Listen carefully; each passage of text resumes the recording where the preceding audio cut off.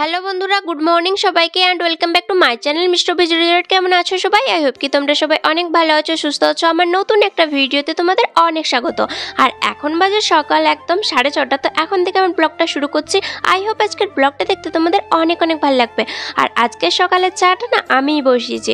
তো চলো এরপর আমি চাটা করে নিচ্ছি। প্রথমে তো এই যে দেখো, প্রথমে আমি চিনি দিয়ে দিয়েছি, চিনি একদমই কম। তারপরে দুধটা গুলিয়ে নিয়েছি ভালোভাবে। তারপরে এই যে দেখো এখন চা পাতি দিয়ে দিচ্ছি। তো এই তো চা করার কি এমন কি ব্যাপার, অনেকদিন পরই না আজকে চাটা করছি। এত সকাল সকাল তো কোনোদিনও ঘুম থেকে উঠি না।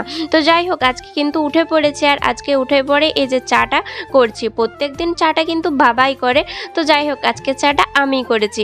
এই যে এখন ছেঁকে নিচ্ছি বাবার আর আমার জন্য। শ্বশুরমশাইকে অনেক দিন পর নিজের হাতে চা খাওয়াবো। তো যাই হোক ভুলেই গিয়েছিলাম এই ব্যাপারটা।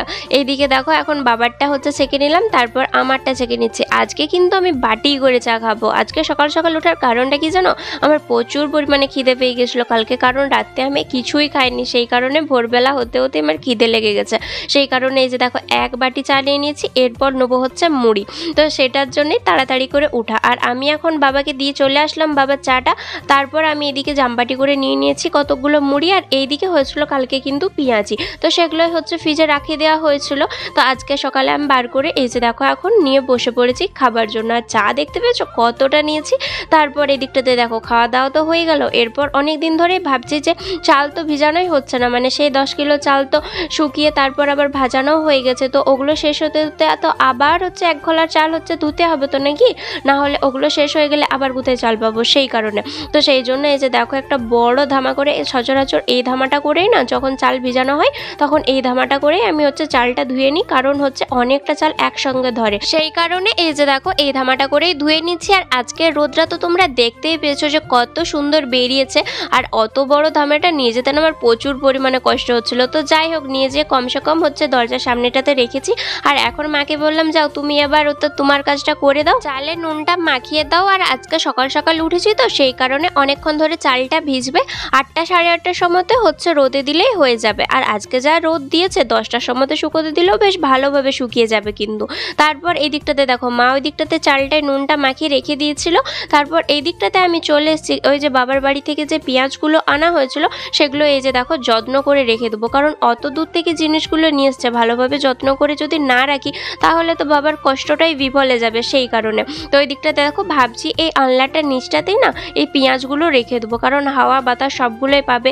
আর ঝুড়ির মধ্যে থাকলে এটার ওপর ওটা গাদাগাদি হয়ে থাকবে, নষ্ট হয়ে যাবে, সেই কারণে। আর গরম তো ভীষণ পরিমাণে পড়েছে সেই কারণটাতে। আর এই দিকটাতে এখন ভালোভাবে আর কি ঢেলে ঢেলে দিচ্ছিলাম। আর আনলার এই সাইডটাতে মানে ওই দুটো পাটা রয়েছে তো, তাই এই সাইডটাতে যাতে একটু কম আসে সেটারই চেষ্টা করছিলাম, কারণ ঝাড় দিতে তো লাগবে। সেই কারণে ঝাড় দিতে সময় যদি একটা দুটো পেঁয়াজ বাইরে চলে আসে, সেই কারণে দেখছিলাম যে ওই দিকটাতে যত থাকবে মানে কাঠগড়া দিকে যত থাকবে ততই ভালো। সেই জন্য আমি চেপে চেপে ওই দিকটাতে দিচ্ছিলাম। আর ওই সাইডটাতে রয়েছে একটা ঝুড়ি, সেই কারণে ওই দিকটাতে অত বেশি দিইনি, টেপে টেপে এই দিকটাতেই দিচ্ছিলাম। তারপর হচ্ছে খাটের তলটাও আজকে পরিষ্কার করেছি। আর খাটের তলে আমার কত পরিমাণ নোংরা রয়েছে তোমরা তো দেখতেই পাচ্ছ।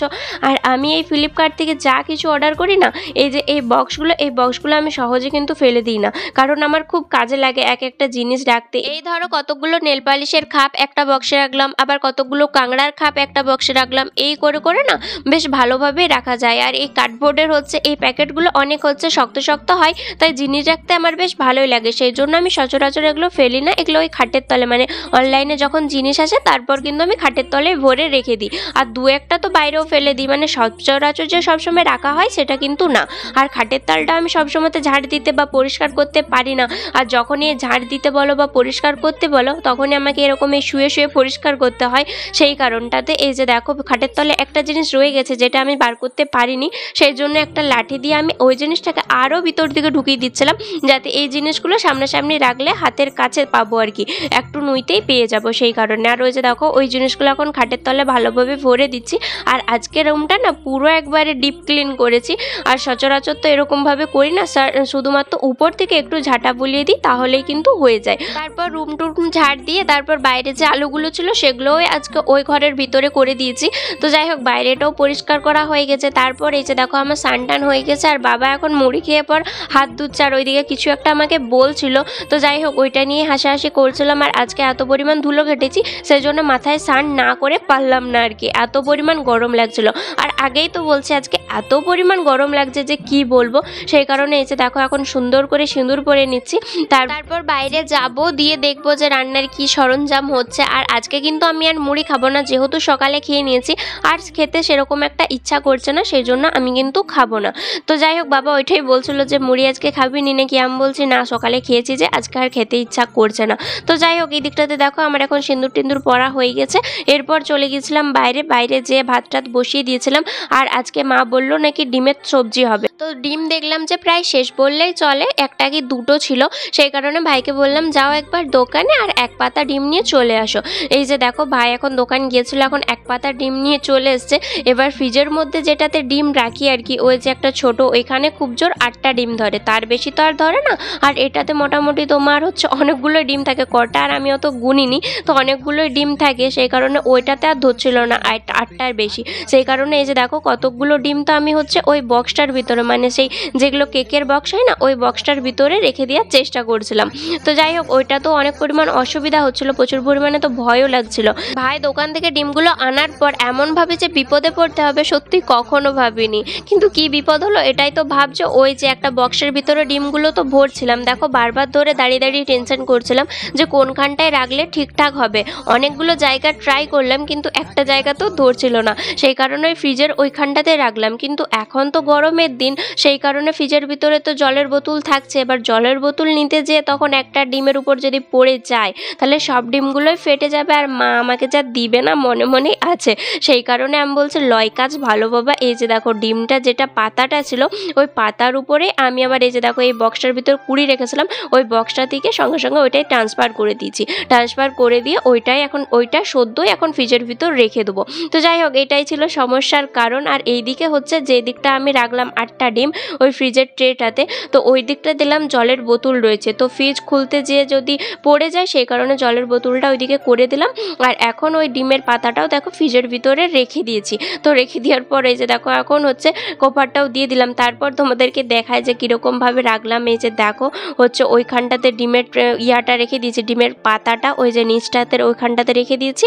আর ফ্রিজে শুধু জলের বোতলে দেখতে পাবে। আমি তো জলের বোতল খাচ্ছি না কারণ আমার কানে ব্যথা, কিন্তু তাও ওই গরম জলটাও খাওয়া যাচ্ছে না। আর এই দিকে দেখো 8টা ডিমের মতো যে ট্রেটা আছে ওইটা ওইখানটাতে রেখেছি। তারপর এই দিকটাতে চলে এসেছিলাম সোজা রান্নার কাছে। আজকে যেহেতু ডিমে আলুই তরকারি হবে সেই কারণে এই যে দেখো ডিমগুলো সিদ্ধ করতে দিয়ে দিয়েছিলাম আমি প্রেশার কুকারে। তো সেই কারণে একটা ডিমও নষ্ট হয়ে গেছে, নষ্ট বলতে কিছুই না, শুধুমাত্র ফেটে গেছে। তো যাই হোক, একটা ডিম নষ্ট হয়ে গেছে, তারপর বাকি 4টা কিন্তু ঠিকঠাকই ছিল। সেই কারণে আমি সুন্দর করে এখন ছাড়িয়ে নিচ্ছি একটা ঝুড়ির উপর দিয়ে, কারণ ওই খোলাগুলো তো ওই মানে বেসিনে যাবে, সেই কারণে ঝুড়ির উপর দিয়ে ভালোভাবে ছাড়িয়ে নিচ্ছিলাম। তারপর এই দিকটাতে দেখো একটা ডিমই তো বললাম যে নষ্ট হয়ে গেছে, আর বাকি 4টা কিন্তু ঠিকঠাকই আছে। ভাইয়ের একটা সিদ্ধ ডিম রেখে তারপর হচ্ছে বাকিগুলো ভেজে নেবো। তো চলো আজকে কি কি তরকারি হয়েছে চলো তোমরা একবার ভালোভাবে দেখে নাও কি কি তরকারি হয়েছে। আলু পোস্ত, আর হচ্ছে এই যে পটল ভাজা, চাটনি, আর এই যে সিদ্ধ ডিম, এটা ভাইয়ের জন্য। আর এই যে ডিমের ঝোল হচ্ছে, এখনো ফুটছে, তার মানে কমেতে দেওয়া আছে, ফুটছে। এই যে ভাত, আর কিছুই নাই। রান্নাবান্না তো কমপ্লিটের দিকে। তারপর এইদিকে দেখো বসে পড়েছিলাম খেতে। তো সঙ্গে ছিল এই যে কী তরকারি ছিল তো বলেই দিয়েছি, আর নতুন করে বলার কিছু নেই। সঙ্গে যা ছিল সব কিছুটাই নিয়েছি, চাটনিটা নিতে বাকি আছে, তো ওইটা খাবার পর একবারে লাস্টে নুবো। তো এইদিকে বসে পড়েছিলাম সবাই মিলে একসাথে বসে বসে খাবো বলে। কোন সকালে মুড়ি খেয়েছি, আজকে কিন্তু না অনেক পরিমাণ খিদে লেগে গেছে সেই কারণে। তারপর এদিকটাতে দেখো বিকালে একবার 5টার সময়তে চা খেয়েছি।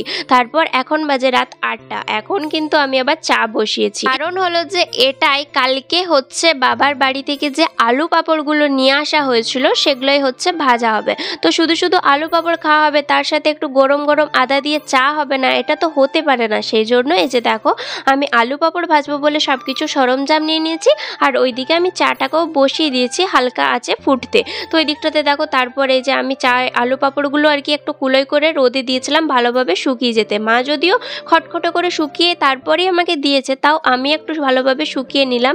তো এইদিকে দেখো এখন কড়াইটাকেও গরম করতে দিয়ে দিয়েছিলাম। তো একটা করে দেখছিলাম যে তেলটা গরম ঠিকঠাকভাবে হয়েছিল কিনা। তো দেখলাম যে হ্যাঁ বেশ ভালোভাবে হচ্ছে, ঠিকঠাক হয়ে গেছে। এই দিকটাতে দেখো আমি একটা এমন ছান্তা নিয়েছি যেটা কোনো কমবের নয়। তো যাই হোক ওই দিকটাতে এক কড়াই দিয়ে দিয়েছিলাম, তখন আর ভিডিও করার কথা মনে থাকেনি, আর ফোনটা এক হাতে ছিল। আমি ভাবলাম ভিডিওটা অন করাই আছে, তারপর যখন দেখি তুলতে যেয়ে দেখি ও বাবা আমি তো ভিডিওটাই অন করিনি। তো যাই হোক যখন হচ্ছে তুলছে তারপরে যে দেখো ভিডিওটা অন করেছি, তো দিয়াটা তোমাদের দেখাতে পারলাম না, সেই জন্য আরও একটা নতুন করে করেছি আমি। এই যে এটা এখন তুলে নিচ্ছি, দেখতে পেয়েছো ছান্তাটা আমাকে কত পরিমাণ জ্বালাচ্ছে, উঠছেই না কিছুতে। তো এই তুলতে তুলতেই হাফ পাপড় আর কি খড়ে যাচ্ছিলো। তো এই দিকটাতে ভাবলাম যে চলো তোমাদের সাথে একটু শেয়ার করে নিই যে পাপড়গুলো তেলে দেওয়ার পর রিয়াকশনটা কি হচ্ছে।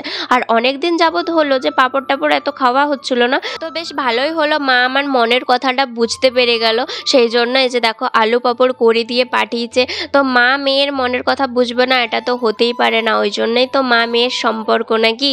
তো যাই হোক এই দিকটাতে আমাদের সন্ধ্যার টিফিনটা বেশ ভালোই হলো। আর আমি এখন সুন্দর করে সব পাপড়গুলোকেই ভেজে নিচ্ছিলাম, কিন্তু সবগুলো তো আর ভাজবো না, এক কিলো পাপড় কি আর একদিনেই খেয়ে শেষ করে দেবো নাকি, তাহলে পরে আবার খাবো কি, সেই জন্য সবগুলো একসাথে কিন্তু ভাজবো না, কতকগুলো ভাজবো আবার কতকগুলো হচ্ছে রাখবো পরে অন্য টাইম আবার ভাজার জন্য। কারণ হচ্ছে বৃষ্টির দিনে মানে যখন জল হবে আর তখন এই চা আর এরকম পাপড় বেশ জমে যাবে একবারে ব্যাপারটা। আর ওইদিকে কিন্তু গ্যাস হচ্ছে চলছে, মানে গ্যাসের চাটা ফুটছে, চারিদিকটা একবারে চা পাতাতে যা হয়েছিল আমি আবার চামচ দিয়ে ভালোভাবে নেড়ে দিলাম। আর এইদিকে দেখো আমি সব পাপড়গুলো ভেজা হয়ে গেছে, মানে যতগুলো ভাজবো পরিমাণ অনুযায়ী সব পাপড়গুলো কিন্তু ভেজে নিয়েছি।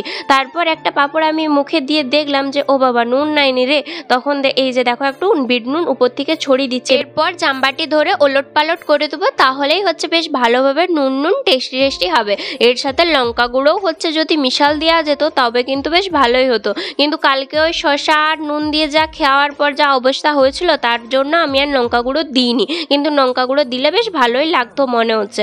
তো এইদিকে দেখো 4 জনকার জন্য 4 কাপ চা ছেঁকে নিয়েছি, আর আমি গ্লাসে খাবো বলে আমি গ্লাসে নিয়ে নিয়েছি।